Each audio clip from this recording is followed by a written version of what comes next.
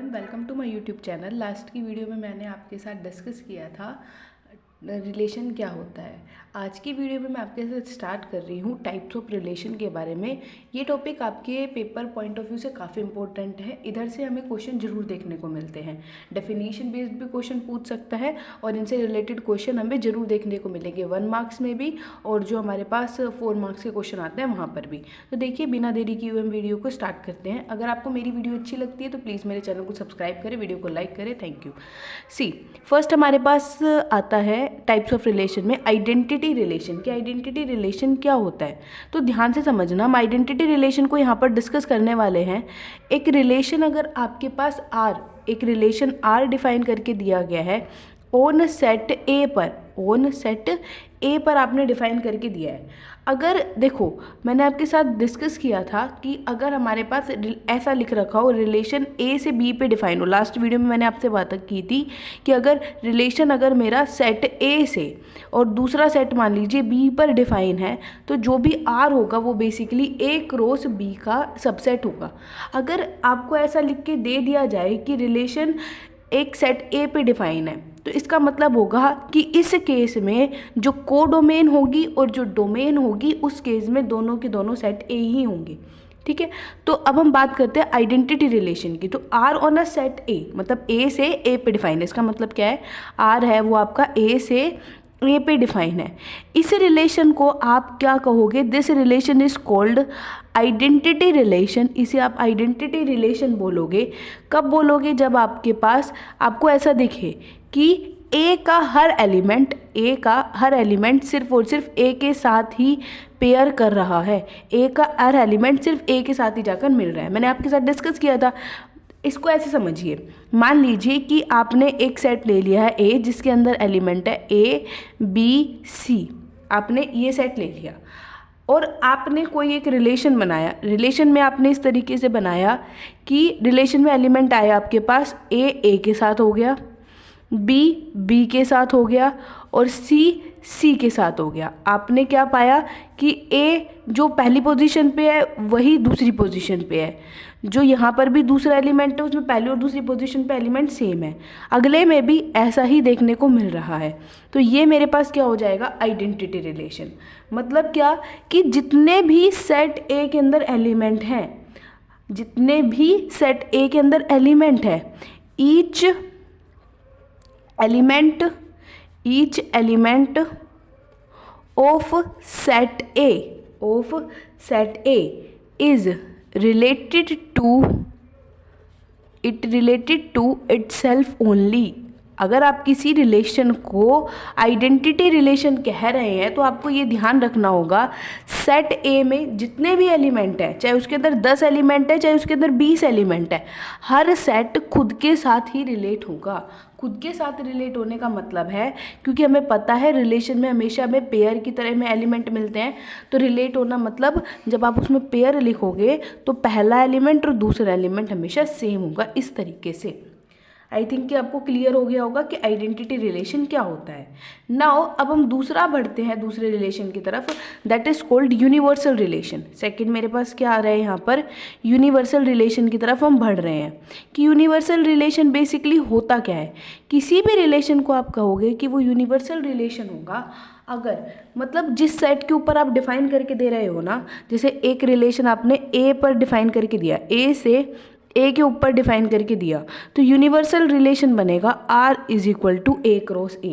This is called universal relation. इसको क्या बोलोगे आप, यूनिवर्सल रिलेशन बोलोगे। अगर आर आपके पास पूरा का पूरा किसके इक्वल हो जाए, उन दोनों सेट के कार्टेशियन प्रोडक्ट के इक्वल हो जाता है, तो पूरा वो यूनिवर्सल रिलेशन होगा। अब यहाँ पर देखो, जब पूरा का पूरा सेट के इक्वल हो जाएगा तो आइडेंटिटी रिलेशन में जो होगा एलिमेंट, वो सारे के सारे किसके अंदर आ जाएंगे, यूनिवर्सल रिलेशन के अंदर भी आ जाएंगे। तो हमें ये ध्यान रखना। और यूनिवर्सल रिलेशन हमारा लार्जेस्ट होता है, ये हमारे पास लार्जेस्ट रिलेशन होता है। क्वेश्चन में पूछ लेता है कि लार्जेस्ट रिलेशन आपके पास क्या बनेगा, तो यूनिवर्सल रिलेशन आपके पास लार्जेस्ट रिलेशन बनता है। अब इससे रिलेटेड है ना, हम एक एग्जांपल करते हैं ताकि हमें चीज़ें अच्छे से क्लियर हो जाए। देखो हम क्या लेते हैं इसमें, एग्जाम्पल में मैंने ले लिया, मान लीजिए एक सेट आपने लिया ए, इस सेट के अंदर 1 2 3 एलिमेंट है, तो यूनिवर्सल रिलेशन क्या बनेगा, क्योंकि एक सेट ही जब दे रखा हो तो उसका मतलब होता है ए से ए पे रिलेशन डिफाइन करके दिया हुआ है। अब यूनिवर्सल रिलेशन क्या बनेगा, ए से ए पे जब आप बनाओगे तो हमने कार्टेशियन प्रोडक्ट के बारे में लास्ट टाइम डिस्कस किया था, वैसे उसी तरीके से 1 को 1 के साथ, 1 को 2 के साथ और 1 को 3 के साथ। फिर दूसरा एलिमेंट उठाओगे 2 को 1 के साथ, 2 को 2 के साथ और 2 को 3 के साथ। फिर आप उठाओगे तो 3 को 1 के साथ, 3 को 2 के साथ और क्या लिखोगे आप, 3 को 3 के साथ। ये आपके पास जो आर बनेगा this is called universal relation. ये आपके पास यहाँ पे ये क्या बना है, आपके पास यूनिवर्सल रिलेशन। और अगर आप इस सेट के ऊपर आइडेंटिटी रिलेशन, ये आपके पास बना यूनिवर्सल रिलेशन, लेकिन अगर मैं इस सेट के ऊपर आइडेंटिटी रिलेशन बनाती तो मेरे पास आइडेंटिटी रिलेशन कैसे देखने को मिलता आपको, आइडेंटिटी रिलेशन आपको मिलता कुछ इस तरीके से, जो इसी सेट के ऊपर बनता, उसमें सिर्फ जो सेट का प्रत्येक एलिमेंट है वो खुद के साथ रिलेट होता। मतलब 1,1 मिलता, 2,2 मिलता और 3,3, सिर्फ ये एलिमेंट आपको देखने को मिलते, तो ये बनता आइडेंटिटी रिलेशन। तो मैंने आपको बताया कि आइडेंटिटी रिलेशन होगा वो किसके अंदर कंटेंड होगा, वो यूनिवर्सल सेट के अंदर कंटेंड होगा। और जो हमारे पास यूनिवर्सल रिलेशन होता है वो बेसिकली लार्जेस्ट रिलेशन होता है, सबसे बड़ा रिलेशन हमारे पास ये होता है। ठीक है, नाउ हम मूव करते हैं थर्ड पे, वॉइड रिलेशन। देखो इसके नाम से ही हमें क्लियर हो रहा है, वॉइड रिलेशन, वॉइड बोल दो या फिर आप इसको बोल दो एम्प्टी रिलेशन। इसके नाम से ही हमें क्लियर हो रहा है कि ये क्या रिप्रेजेंट करना चाहता है। मतलब ऐसा रिलेशन जिसके अंदर कोई एलिमेंट हमें मिले ही नहीं। आपने कुछ एक देखो, आपने कुछ कंडीशन ऐसी दे दोगे, जब आपको ऐसी चीज़ नहीं मिलेगी तो वो हमारे पास वॉइड रिलेशन बन जाएगा। इसको हम समझने के लिए इस तरीके से डिफाइन करते हैं। मान लीजिए आपने देखो आपने एक सेट ले लिया ए के अंदर आपने एलिमेंट ले लिए 1 2 3 4 5। आपने ये एलिमेंट ले लिए, आपने एक रिलेशन डिफाइन किया, कि रिलेशन में हमें पता है पेयर ही आएंगे, सच दैट कि a माइनस बी आपके पास 8 आएगा, जहाँ पर ए और बी हमारे पास एलिमेंट किससे होंगे, जिसके ऊपर आपने रिलेशन डिफाइन किया।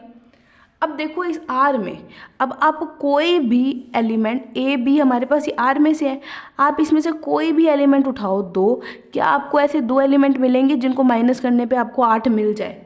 आपको ऐसा कोई एलिमेंट नहीं मिलेगा ए के अंदर कि आप उन 2 एलिमेंट को माइनस करो और आपको आंसर में 8 मिल जाए। तो ऐसा जब आपको कभी नहीं मिलेगा तो उस केस में ये आर आपके पास क्या हो जाएगा, आर में कोई एलिमेंट आएगा ही नहीं, आर आपके पास 5 होगा और ये हमेशा सबसेट तो बनेगा एक रो से का, क्योंकि एक 5 हर किसी का सबसेट तो बनता ही है। तो आर के अंदर कोई भी एलिमेंट आया ही नहीं, मतलब जो इस कंडीशन को सेटिस्फाई करता वो आता, लेकिन इस कंडीशन को तो किसी ने सेटिस्फाई किया ही नहीं, कोई एलिमेंट आया ही नहीं जो कंडीशन आपको दे के रख रखी थी, जो कंडीशन दे के रख रखी थी वो कंडीशन को सेटिस्फाई कर ही नहीं रहा, तो वो आएगा ही नहीं। तो इसकी वजह से इसके अंदर कोई एलिमेंट आएगा ही नहीं, तो हम इसको क्या बोल देते हैं, वॉइड बोल देते हैं, या आप इसको बोल सकते हो एम्प्टी रिलेशन। आप इसको क्या बोल सकते हो, आप इसे वॉइड रिलेशन बोल सकते हो, आप इसे एम्प्टी रिलेशन भी बोल सकते हो। अब हम आगे बढ़ते हैं। आई थिंक ये तीनों रिलेशन अच्छे से समझ में आ गए होंगे कि हमारे पास आइडेंटिटी रिलेशन क्या है, यूनिवर्सल रिलेशन क्या है और वॉइड रिलेशन क्या है। यूनिवर्सल रिलेशन हमारे पास लार्जेस्ट होता है और जो वॉइड रिलेशन हमारे पास ये बनता है ना, इसे हम बोलते हैं, ये हमारे पास स्मॉलेस्ट रिलेशन होता है, इसे हम बोलते हैं दिस इज स्मॉलेस्ट रिलेशन, ये हमारे पास ये होता है। ठीक है, आई थिंक ये तीनों तो अच्छे समझ में आ गए होंगे। नाउ अब हम आगे बढ़ते हैं नेक्स्ट की तरफ कि हमारे पास इन्वर्स रिलेशन क्या होता है। देखो बहुत सिंपल होता है हमारे पास इन्वर्स रिलेशन। अगर आपने एक रिलेशन डिफाइन किया है, सपोज आपने एक रिलेशन डिफाइन किया है, जो आपके पास डिफाइन किया गया है रिलेशन, फोर्थ हम इन्वर्स रिलेशन की बात कर रहे हैं, इन्वर्स रिलेशन। इन्वर्स रिलेशन अब हम पढ़ रहे हैं। मान लीजिए कि आपने एक रिलेशन डिफाइन किया है आर, जो आपके पास सेट ए से सेट बी पे आपने डिफाइन किया, सेट बी पे आपने डिफाइन किया। अब रिलेशन आपने डिफाइन किया तो रिलेशन के अंदर जो हमें एलिमेंट देखने को मिलेंगे वो मुझे मिलेंगे ए कोमा बी टाइप के, जहाँ पर ए मेरे पास ए में से होगा और बी मेरे पास बी में से होगा, और कुछ सर्टेन कंडीशंस गिवन कर रहे हैं क्योंकि उनको सेटिस्फाई कर रहा होगा जो भी आएगा आर। ठीक है। तो ये हमारे पास जस्ट एक सिंपल रिलेशन है जो आपने डिफाइन किया है। लेकिन अगर आप इन्वर्स रिलेशन की बात करोगे, जब आप किसके रिस्पेक्ट में बात करोगे, इन्वर्स रिलेशन के बारे में बात करोगे, तो इन्वर्स रिलेशन आपके पास डिफाइन होगा और बी से ए में, और उसको रिप्रेजेंट करोगे आप इस तरीके से, आर इन्वर्स। उसको आप किस तरीके से रिप्रेजेंट करोगे, आर इन्वर्स ऐसे रिप्रेजेंट करोगे।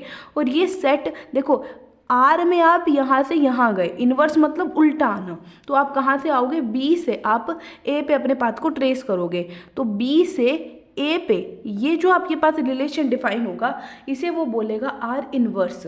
और आर इन्वर्स में आपके वो जो एलिमेंट जो आपके पास डिफाइन होगा वो देखो कुछ इस तरीके से।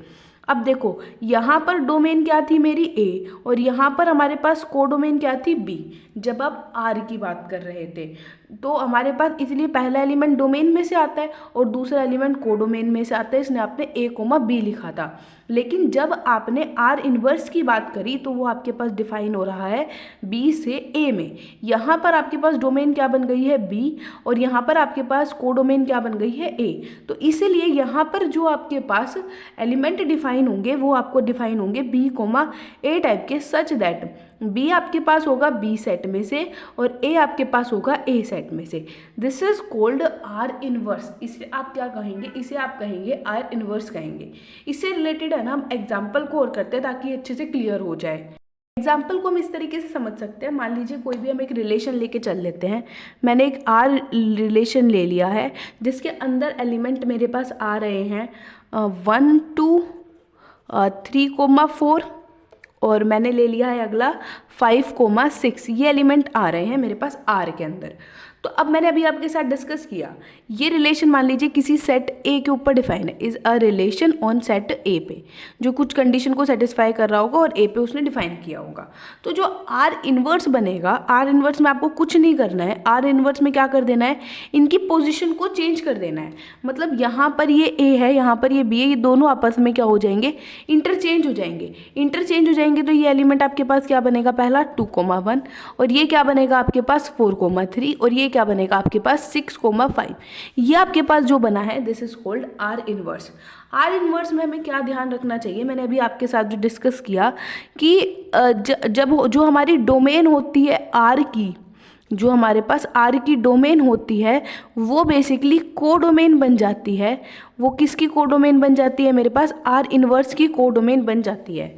और जो मेरे पास कोडोमेन होती है आर की, जो मेरे पास कोडोमेन होती है आर की, वो मेरे पास डोमेन बन जाती है किसकी, वो मेरे पास डोमेन बन जाती है आर इन्वर्स की। इन दो बातों को हमें अच्छे से ध्यान रखना है। अब देखो जो अब हम पढ़ने वाले हैं ना वो मोस्ट इम्पोर्टेंट है हमारे पास। ये तीनों के तीनों हमारे पास मोस्ट इम्पोर्टेंट है, 1 2 3 और एक आइडेंटिटी रिलेशन। यहाँ से क्वेश्चन आपको देखने को 110% देखने को मिलेगा ही मिलेगा, तो ध्यान से समझना है। अब हमारे पास आता है काफ़ी इंपॉर्टेंट रिफ्लेक्सिव रिलेशन। हमारे पास क्या होता है इसको समझते हैं। क्या है हमारे पास, नेक्स्ट में हम क्या पढ़ने वाले हैं, what do we mean by reflexive relation. Reflexive relation समझिए ध्यान से।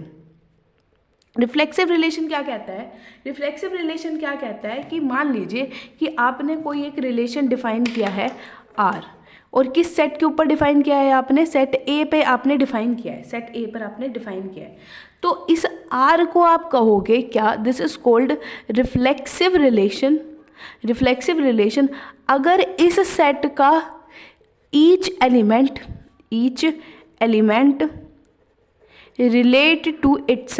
रिलेट टू इटसेल्फ, अगर हर एलिमेंट सेट का खुद से रिलेट करेगा तो वो रिफ्लेक्सिव हो जाएगा। कैसे, जैसे मान लीजिए कि आपने एक सेट लिया ए के अंदर हमारे पास एलिमेंट है 1 2 4, ठीक है, और आपने रिलेशन डिफाइन किया यहाँ पर जिसके अंदर 1 1 भी है, 2 2 भी है, 4 4 भी है, और 1 2 भी है, 4 2 भी है, और भी कुछ भी आप डाल सकते हो, ठीक है। तो रिफ्लेक्सिव ने क्या कहा, रिफ्लेक्सिव ने मुझे ये कहा कि जो भी सेट के अंदर एलिमेंट हैं वो खुद के साथ रिलेट होने चाहिए।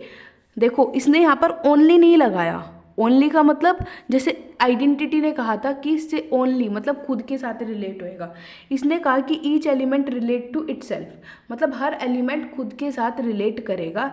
ओनली नहीं है तो मतलब वो बाकी और के साथ भी रिलेट कर सकता है, उसने ये कहा, क्योंकि अगर ओनली लगा देता तो मतलब खुद के साथ ही करेगा।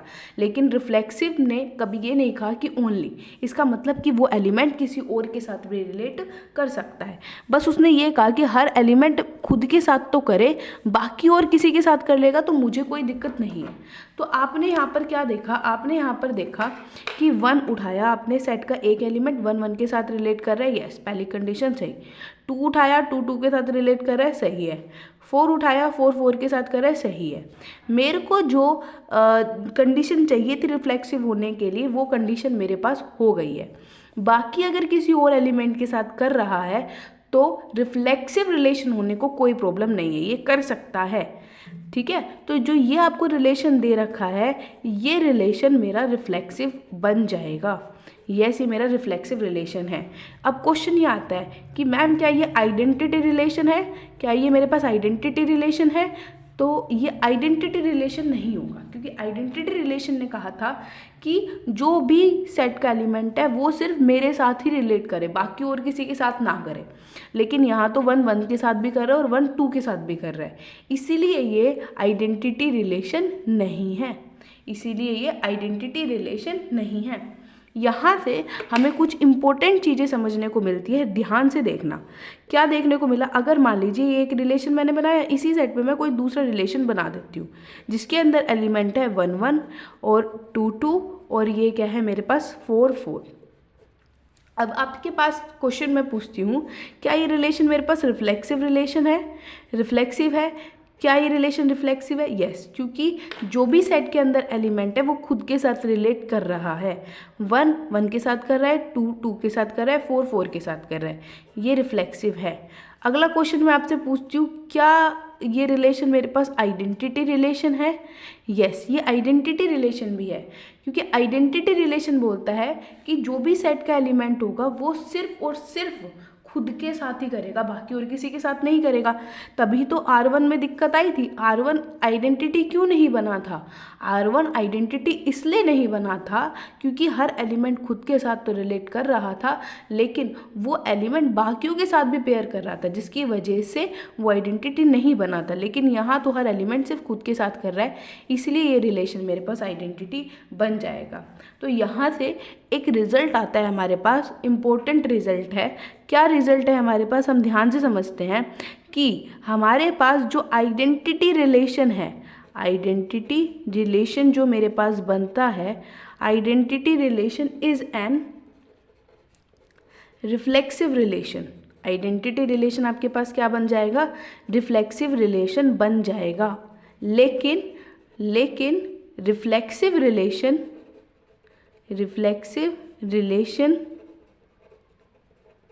need not to be identity relation, need not to be identity relation। और आप ये ऊपर दिए हुए एग्जाम्पल से अच्छे से समझ सकते हो, वो हमारे पास आइडेंटिटी रिलेशन बने ऐसा कोई ज़रूरी नहीं है। क्लियर कि आइडेंटिटी रिलेशन हमारे पास रिफ्लेक्सिव होगा? क्या रिफ्लेक्सिव आइडेंटिटी होगा? नहीं होगा। आई थिंक एक छोटा सा जो डिफरेंस है आइडेंटिटी और रिफ्लेक्सिव में वो क्लियर हो गया होगा। अब इसी में एक रिफ्लेक्सिव रिलेशन में ही एक और इम्पोर्टेंट पॉइंट आता है कि नंबर ऑफ रिफ्लेक्सिव रिलेशन हमारे पास कितने बनते हैं। काफ़ी पूछे जाने वाले क्वेश्चन है, ये इम्पोर्टेंट पॉइंट है, तो ध्यान से समझना है और इनको अपनी नोटबुक में नोट करते हुए चल लेना है कि नंबर ऑफ रिफ्लेक्सिव रिलेशन कितने हैं। मान लीजिए एक सेट आपने एक सेट ए पर डिफाइन किया और इस सेट के अंदर जो नंबर है ना वो n एलिमेंट है, इस सेट के अंदर जो एलिमेंट है वो n एलिमेंट है। देन नंबर ऑफ जो रिफ्लेक्सिव रिलेशन आपके पास बनेंगे वो आपके पास बनेंगे 2 × n⁻1, 2 की पावर n। भले ही आप उनको सारे रिलेशन को निकाल नहीं पाए, लेकिन गिनने का तरीका ये होता है। आई थिंक ये सभी को अच्छे से क्लियर हो गया होगा। अब नेक्स्ट और इम्पोर्टेंट की तरफ बढ़ते हैं। हमारे पास जो नेक्स्ट हमारे पास आता है that is called symmetric relation. Next हमारे पास क्या आता है? Symmetric relation. अच्छे से पढ़ना है, वीडियो को स्किप करना नहीं है, देखिए सिमेट्रिक रिलेशन क्या होता है आपके पास, मान लीजिए कि एक रिलेशन डिफाइन किया गया है, आर आपके पास डिफाइन किया गया है ए से ए पर, ए से ए पर, और ए आपके पास कैसा सेट है, नॉन एम्प्टी सेट है, मतलब एटलीस्ट एक एलिमेंट तो आपको इसके अंदर देखने को मिलेगा ही मिलेगा। ये आपके पास कैसा सेट है, नॉन एम्प्टी सेट है। तो आप इस रिलेशन को जो आपको डिफाइन किया गया है, ये आपके पास सिमेट्रिक कब बनेगा, जब ये कुछ सर्टेन कंडीशन को सेटिस्फाई करेगा। मतलब आप इसको कहोगे आर मेरे पास सिमेट्रिक बनेगा कब, इफ़ अगर ए रिलेट कर रहा है बी के साथ, दिस इम्प्लाइज, अगर ए रिलेट कर रहा है बी के साथ तो बी को भी रिलेट करना होगा ए के साथ। और ये कब किसके लिए होगा, अगर ए बी दोनों सेट के एलिमेंट हैं तो। क्या कहा मैंने, ए रिलेट कर रहा है बी के साथ, ए रिलेट कर रहा है बी के साथ, इसका मतलब क्या है कि अगर ए कोमा बी आर के अंदर जा रहा है तो आपको ये चेक करना होगा कि बी कोमा ए भी आर के अंदर है या नहीं। अगर ए कोमा बी आर के अंदर गया है तो बी कोमा ए को भी आर के अंदर जाना होगा। अगर ये कंडीशन सेटिस्फाई कर रही होगी तो वो सिमेट्रिक हो जाएगा, और अगर नहीं कर रही होगी तो सिमेट्रिक नहीं होगा। जैसे मैं एक एग्जांपल की हेल्प से आपको ये समझाती हूँ ताकि अच्छे समझ में आए। मैंने एक एग्जांपल ले लिया, एक सेट ले लिया जिसके अंदर एलिमेंट है मेरे पास 2,3,4, ये एक सेट ले लिया, और इसके अंदर एलिमेंट मैंने लिख दिए हैं आर, जो मेरे पास एलिमेंट आ रहे हैं वो आ रहा है 2,2, इसके अंदर आ रहा है नेक्स्ट एलिमेंट 2,3, 3,2, 2,4, और ये लिख लिया मैंने 4,2। अब मैं आपसे पूछती हूँ क्या ये रिलेशन मेरे पास सिमेट्रिक है, तो हमें क्या चेक करना है, अगर ए बी बिलोंग कर रहा है तो इसका इन्वर्स, मतलब क्या बी ए बी आर में बिलोंग करना चाहिए। अब देखो 2,2 है, 2,2 का उल्टा करोगे तो 2,2 ही आएगा, ये तो सही है। 2,3 बिलोंग कर रहा है, 2,3 का उल्टा क्या आएगा, 3,2, इसका उल्टा क्या है, ये रहा। 2,4 बिलोंग कर रहा है, 2,4 का उल्टा क्या होएगा, 4,2। तो यस, ये रिलेशन मेरे पास सिमेट्रिक हो जाएगा R1। मान लीजिए कि मैं एक R2 रिलेशन और बना लेती हूँ। R2 रिलेशन आपके पास क्या बनाया है मैंने, 2,2, 2,3, इसी को ही लिखते हैं हम, और मैंने लिखा यहाँ पर 3,2, और यहाँ लिखा मैंने 2,4, और ये मैंने लिखा 4,2, और यहाँ पर एक और एलिमेंट ऐड कर दिया 1,1 तो है ही नहीं, और मैं यहाँ पर ऐड कर देती हूँ 3,4। ठीक है, तो ये क्योंकि ए बी हमारे पास सेट के एलिमेंट होने चाहिए, ये देखो मैंने लिख रखा है, किसी और की नहीं उठा के ले आओगे आप। अब देखो 2,2, तो 2,2 का उल्टा क्या हो जाएगा, 2,2 वो बिलोंग कर रहा है। 2,3 का उल्टा क्या हो जाएगा, 3,2 वो बिलोंग कर रहा है। 2,4 का उल्टा हो जाएगा 4,2 वो भी बिलोंग कर रहा है। 3,4 आपने देखा, 3,4 का उल्टा क्या होता है, इसका उल्टा होता है 4,3, और वो आर के अंदर बिलोंग नहीं कर रहा है, तो जिसकी वजह से ये हमारा सिमेट्रिक नहीं होगा। अगर एक भी पेयर इस कंडीशन को मानने से इनकार कर देता है, जो कंडीशन आपको यहाँ दी गई है, तो वो आपके पास रिलेशन सिमेट्रिक नहीं बनेगा किसी भी हाल में। आई थिंक ये अच्छे से क्लियर हो गया होगा कि सिमेट्रिक रिलेशन अब होता क्या है। अब यहीं पर एक और बात अच्छे से समझ लेते हैं कि नंबर ऑफ रिलेशन कितने होते हैं।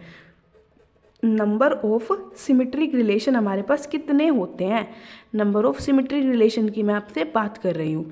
नंबर ऑफ रिलेशन के बारे में हमने डिस्कस कर लिया, नंबर ऑफ रिफ्लेक्सिव रिलेशन के बारे में डिस्कस कर लिया, नंबर ऑफ सिमेट्रिक रिलेशन के बारे में डिस्कस करते हैं। मान लीजिए कोई एक सेट है n, एक सेट है A जिसके अंदर नंबर ऑफ एलिमेंट कितने हैं, n है, तो नंबर ऑफ सिमेट्रिक रिलेशन आपके पास बनते हैं 2 की power n into n plus 1/2।